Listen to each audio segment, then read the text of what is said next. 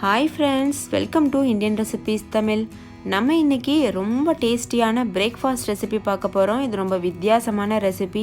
இதை நீங்கள் பிரேக்ஃபாஸ்ட்டாக சாப்பிட்லாம், இல்லை ஈவினிங் சமயத்தில் டின்னருக்கு, அதுக்கப்புறம் ஸ்நாக்ஸாக கூட நீங்கள் சாப்பிடலாம். ரொம்ப அட்டகாசமாக இருக்கும், ரொம்ப டிஃப்ரெண்ட்டாகவும் இருக்கும். இது செய்கிறது ரொம்ப ஈஸி. முக்கியமாக இதில் ரொம்ப குறைவான இன்க்ரீடியன்ட்ஸ் மட்டும் வச்சு செஞ்சுருக்கோம். ஸோ வாங்க ஃப்ரெண்ட்ஸ், இந்த ரெசிபி எப்படி செய்கிறதுன்னு வீடியோக்குள்ளே போய் பார்க்கலாம். நீங்களே பார்த்தீங்கல்ல எவ்வளோ சாஃப்டாக சூப்பராக இருக்குன்னு. வீடியோக்குள்ளே போகிறதுக்கு முன்னாடி உங்கள் எல்லாருக்கிட்டையும் ஒரு அன்பான ரெக்வஸ்ட் இருக்குது. நம்ம சேனல் இந்தியன் ரெசிபீஸ் தமிழை ஃபஸ்ட் டைம் பார்க்குற நண்பர்கள் இந்த வீடியோவுக்கு கீழே இருக்க ரெட் கலர் சப்ஸ்கிரைப் பட்டனை கிளிக் பண்ணி சப்ஸ்கிரைப் பண்ணிவிட்டு கூடவே இருக்க பெல் சிம்பலையும் கிளிக் பண்ணிவிட்டு ஆல்ன்ற ஆப்ஷனையும் கிளிக் பண்ணிக்கோங்க. அப்போ தான் நான் தினம் அப்லோட் பண்ணுற புது வீடியோஸை நீங்கள் மிஸ் பண்ணாமல் பார்க்க முடியும். இப்போ வாங்க ரெசிபிக்குள்ளே போகலாம். ஃபஸ்ட்டு இந்த ரெசிபி பண்ணுறதுக்கு ஒரு மிக்சிங் பவுல் எடுத்துக்கோங்க. அதில் சின்ன சைஸ் உருளைக்கிழங்காக இருந்தால் 4 உருளைக்கிழங்கு, பெரிய சைஸாக இருந்தால் 2 உருளைக்கிழங்கு வேக வச்சு தோல் உரிச்சிட்டு எடுத்துக்கோங்க. இதை நல்லா கை வச்சு மசிச்சு கொடுங்க. பாருங்கள், இந்த மாதிரி கொஞ்சம் கூட கட்டிகள் இல்லாத மாதிரி கை வச்சு நல்லா இதை பிசைஞ்சு கொடுங்க. நம்ம இதை மிக்சி ஜாரெல்லாம் போட்டு அரைச்சிடக்கூடாது. அப்படி அரைச்சிங்கன்னா ரொம்ப பிசுபிசுப்பு தன்மை வர ஆரம்பிச்சிடும். அதனால் டேஸ்ட்டாக இருக்காது. இது போல் கையிலேயே நல்லா பிசைஞ்சு கொடுங்க. இப்போ பாருங்கள், இது நல்லா பிசைஞ்சாச்சு. இதில் கொஞ்சம் கூட கட்டிகள் இல்லை. இது நல்லா நைஸாக பிசைஞ்சு எடுத்தாச்சு.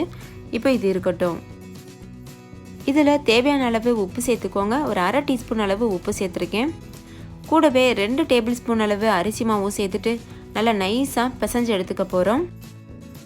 தண்ணிலாம் எதுவும் சேர்க்காம அப்படியே இந்த உருளைக்கிழங்குல இருக்கக்கூடிய தண்ணியை வச்சு நல்லா பிசைய போகிறோம். சப்பாத்தி மாவு பதத்துக்கு நல்லா பிசைஞ்சு எடுத்துக்கிறணும். ரொம்ப மாவு ட்ரையாக இருக்க மாதிரி தெரிஞ்சதுன்னா கொஞ்சம் போல் தண்ணி சேர்த்துக்கிறலாம். அப்படி இல்லைன்னா தேவையில்லை. அதே போல் மாவு ரொம்ப தண்ணியாக இருக்க மாதிரி தெரிஞ்சிச்சுன்னா இன்னும் கொஞ்சம் அரிசி மாவு கூட போட்டு நீங்கள் அட்ஜஸ்ட் பண்ணிக்கோங்க. இப்போ இதை நல்லா பிசைஞ்சு எடுத்துக்கிறணும். இப்போ பாருங்கள் ஃப்ரெண்ட்ஸ், சப்பாத்தி மாவு பதத்துக்கு நல்லா இதை பிசைஞ்சு எடுத்தாச்சு. இப்போ இது ஒரு ஓரமாக இருக்கட்டும். கையை நல்லா வாஷ் பண்ணிவிட்டு அதுக்கப்புறம் ஒரு தடவை பிசைஞ்சு கொடுங்க. அப்போ உங்களுக்கு கையில் ஒட்டாமல் கிடைக்கும். இப்போ நான் கையை வாஷ் பண்ணிட்டு வந்திருக்கேன். இதில் சின்ன போர்ஷன் மாவு மட்டும் எடுத்துகிட்டு இது போல் லட்டு போல் உருட்டிக்கோங்க. இதில் நம்ம 4 பீஸ் செய்ய முடியும். ஸோ ஒரு ஆளுக்கு 2 சாப்பிட்டாலே போதும். வயிறு நல்லா ஃபில்லிங்காக இருக்கும்.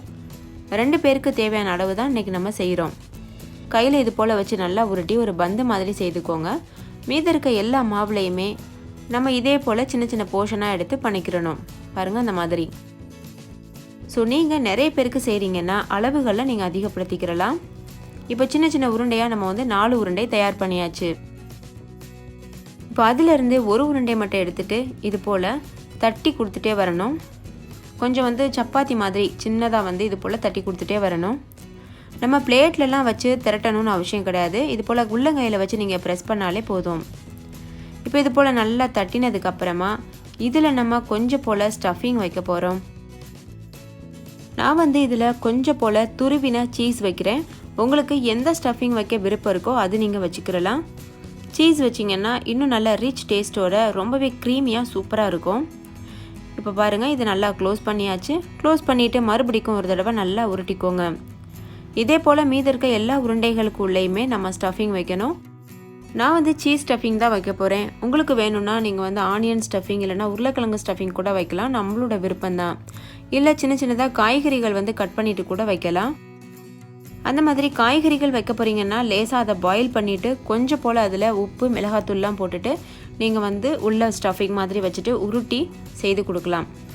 இதே போல் நான் மீதி இருக்க எல்லா உருண்டைகளையுமே கையில் வச்சுட்டு நல்லா ப்ரெஸ் பண்ணிவிட்டு இதே போல் செய்துக்க போகிறேன்.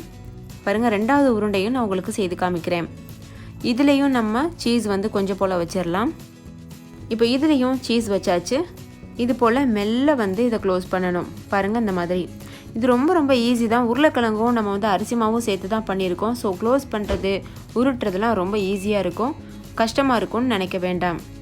இதே போல் மீதி இருக்க எல்லா உருண்டைகள்லையும் ஸ்டஃபிங் வச்சுட்டு கையில் மறுபடிக்கும் ஒரு தடவை ப்ரெஸ் பண்ணிவிட்டு இதை நம்ம ஷாலோ ஃப்ரை பண்ணி எடுக்கலாம். இப்போ பாருங்கள், சீஸ் வச்சு ஸ்டஃப் பண்ணதுக்கு அப்புறமா இது போல் கையில் வச்சுட்டு லேசாக ப்ரெஸ் பண்ணி உருட்டிகிட்டே வரணும். பார்த்தீங்களா, இந்த மாதிரி ரொம்ப மெல்லிஸாக பண்ணணும். ஏன்னா இது ரொம்ப சாஃப்டான மாவுன்றதுனால சீக்கிரமாக உடையிறதுக்கு வாய்ப்பு இருக்குது. அதனால் மெதுவாக இது போல் தட்டி கொடுத்துட்டே இருங்க. ஒருவேளை இதில் சின்ன சின்ன விரிசல்கள் வந்ததுன்னா இது போல் க்ளோஸ் பண்ணிவிட்டு அதுக்கப்புறம் நம்ம ஷாலோ ஃப்ரை பண்ணணும். க்ளோஸ் பண்ணாமல் நீங்கள் ஃப்ரை பண்ணிங்கன்னா சீஸ் எல்லாம் வெளியில் வந்துடும். அதனால் க்ளோஸ் பண்ணி நல்லா ஃபஸ்ட்டே கொஞ்சம் கூட விரிசல் இல்லாமல் உருட்டி எடுத்துக்கிறணும். பாருங்கள் இந்த மாதிரி.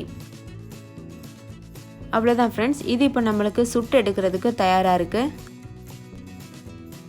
அதுக்கு ஃபஸ்ட்டு ஒரு தோசைக்கல்லை நல்லா சூடுபடுத்திக்கோங்க. அதில் ஒரு அரை ஸ்பூன் அளவுக்கு மட்டும் எண்ணெய் சேர்த்துக்கோங்க.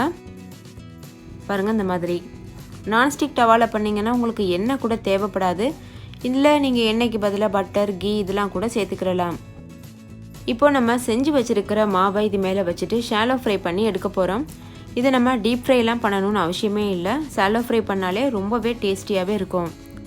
ஸோ இந்த ரெசிபி பண்ணுறதுக்கு நம்மளுக்கு ஒரே 1 ஸ்பூன் அளவு தான் எண்ணெய் தேவைப்படும். அதனால் எண்ணெய் குறைவாக சாப்பிட விரும்புகிறவங்களுக்குலாம் இந்த ரெசிபி ஒரு வரப்பிரசாதமாக இருக்கும். டேஸ்ட்டும் கிடைச்ச மாதிரி ஆச்சு, எண்ணெயும் குறைவாக ஊற்றின மாதிரி ஆச்சு.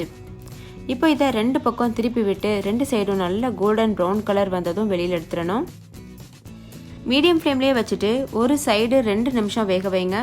இன்னொரு பக்கம் திருப்பி விட்டு மீடியம் ஃப்ளேமில் வச்சு 2 நிமிஷம் வேக வைங்க. சரியாயிரும்.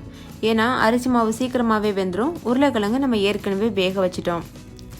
இப்போ இதே போல் நல்லா திருப்பி விட்டு இதை வேக வைக்கணும். அவ்வளோதான் ஃப்ரெண்ட்ஸ், நம்மளுடைய ரெசிபி சூப்பராக தயாராகிருச்சு. இதை இப்போ நம்ம வெளியில் எடுத்துடலாம். ஸோ நீங்களே பார்த்துருப்பீங்க எவ்வளோ ஈஸியான ரெசிபி, ரொம்ப குறைவான இன்க்ரீடியன்ட் வச்சு பண்ணியிருக்கோம். ஸோ கண்டிப்பாக நீங்களும் ட்ரை பண்ணி பாருங்கள். ட்ரை பண்ணிவிட்டு உங்கள் எக்ஸ்பீரியன்ஸ் எப்படி இருந்ததுன்னு கமெண்ட்லேயும் கூட ஷேர் பண்ண மறந்துடாதீங்க. ஸோ இந்த வீடியோ உங்களுக்கு பிடிச்சிருக்குன்னு நம்புகிறேன். பிடிச்சிருந்தா லைக் பண்ணுங்கள். உங்கள் ஃப்ரெண்ட்ஸ் கூட நிறைய ஷேர் பண்ணுங்கள். ஸோ அவங்களும் பார்த்து பயன்பெறட்டும். இன்னொரு சூப்பரான ரெசிபியோடு நான் உங்களை சந்திக்கிறேன். அதுக்கு முன்னாடி நம்ம சேனல் இந்தியன் ரெசிபிஸ் தமிழை சப்ஸ்கிரைப் செய்யாத நண்பர்கள் சப்ஸ்கிரைப் செய்துக்கோங்க. தேங்க்யூ. பாய்.